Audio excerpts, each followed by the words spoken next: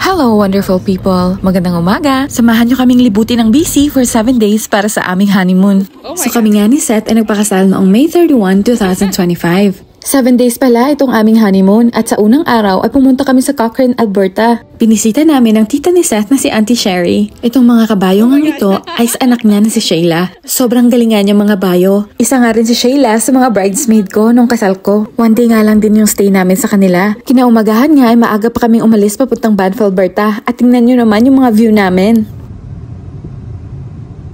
I should have asked Jojo how to set my camera into a nice... Oh my god, that's very... Sobrang saya nga ng puso ko nung nagbabiyahe kami kasi sobrang ganda ng view namin. Kapag ganito talaga ay nakikita mo sa daan ay hindi ka talaga matutulog. Dito nga sa Alberta ay napakaraming magagandang bundok.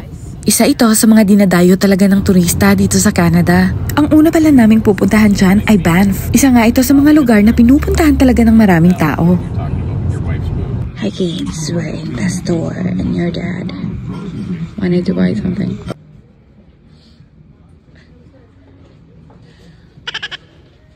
Kung narinig nyo nga ay kinakausap namin yung mga future kids namin sa unang video. Isa kasi yun sa mga kasunduan namin ng asawa ko. I-video namin lahat ng mga adventures namin. Tapos sa mga video na yon ay ine-edit ko. At papanoorin ito ng mga future kids namin. Lahat nga ng namimit namin o mga family occasions ay binivideo namin ni Seth. Lalong-lalo na yung mga importanteng tao sa buhay namin. Gusto kasi namin na yung mga future kids namin ay makita pa nila yung mga tsura ng mga uncles and aunties nila ng mga bata pa sila. At syempre gusto din namin makita nila yung mga adventures namin ni Seth nung mga bata pa kami at wala pa sila sa buhay namin. Anyway, pagkatapos pala namin kumain ay pumunta na kami dyan sa isa sa mga pinipilahang stores. Beaver Tails nga ang tawag sa store na yan. Isa yan sa pinakapaboritong pastry shop ng asawa ko dyan sa Banff. Ang in-order ko nga dyan ay isang croissant na merong chocolate at saka banana. Wow, banana. Ang arte.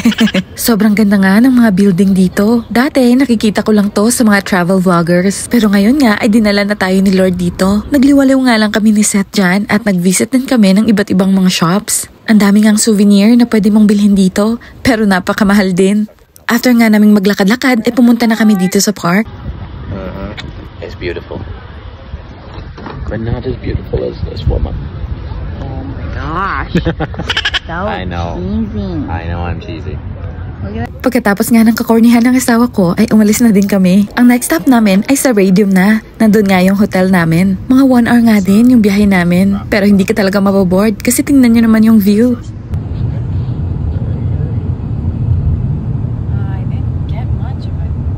Nag-book nga lang kami sa Airbnb. Ang pangalan ng tutuluyan namin ay Celadon Motel. Hindi siya gaanong mahal, pero maganda na rin. Yung binayaran namin ay $650 for 7 days. May kasama na rin siyang pancakes every morning. Ang reason din nga kung bakit ito yung napili namin ay dahil din sa parents ni Seth. Every year kasi pumupunta sila dito tuwing anniversary nila. Tapos dito din sila nagsistay. Dito mismo sa kwartong tinutuluyan namin. Are you watching? Got you on camera.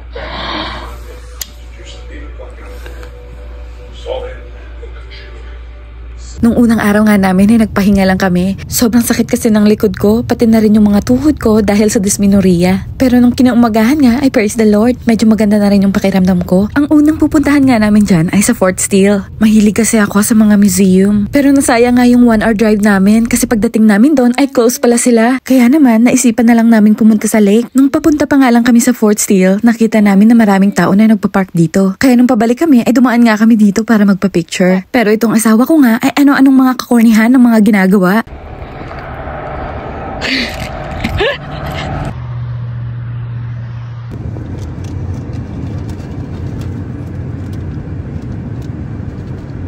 After 30 minutes ka, ay napagpasyahan naming umuwi na lang sa aming hotel. Kahit sa ang anggulo ka nga tumingin, ay maraming magagandang bukid dito, kaya hindi ka talaga maboboard. Nag-iisip nga kami ng pwede namin gawin. Kaya ang sabi naman ni Seth sa akin, mag-golf na lang kami. Kaya yun, tinalo ko siya sa golf.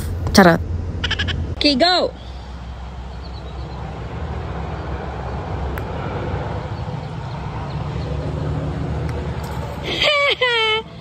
That's my ball.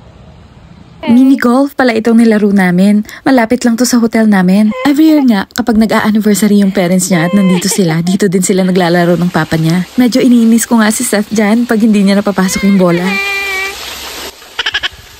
Ang ganda nga nitong mini golf course nila. May mga cute silang designs na pwede kang magpa-picture. After nga naming maglaro dyan, ay pumunta na din kami sa isang pizza store para kumain ng dinner. 7 parts pala ang vlog na to. Kaya next vlog ay pupunta naman tayo sa Enchanted Forest. Yun lamang for today. Salamat sa panonood. God bless you!